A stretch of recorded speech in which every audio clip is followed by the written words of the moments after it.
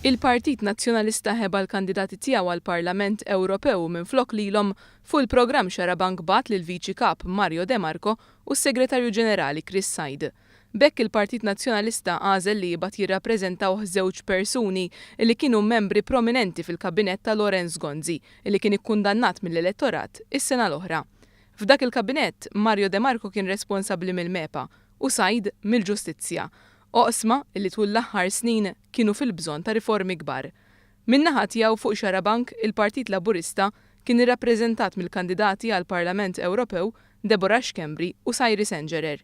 Fil-waqt li l-Partit Nazzjonalista ħeba r-rappreżentanti tiegħu De Marco u Said qalu li l-kandidati tal-Partit Nazzjonalista huma f'pożizzjoni aħjar li jirrappreżentaw lil pajjiżna fil-Parlament Ewropew. Iżda kull darba li kienu mitluba jgħidu għaliex ma kinux f'xarabank ma taw ebda spjegazzjoni. Mario De Marco u Chris Said iddefendew bil-kbir l-għażla tal-Power Station tal-BWSC li taħdem bil-heavy fuel oil, filwaqt li attakkaw il-proġett tal-impjant tal-gass li jaħdem b'teknoloġija aktar nadifa u li wassal għat-traħħis fil-kontijiet tad-dawlu l-ilma.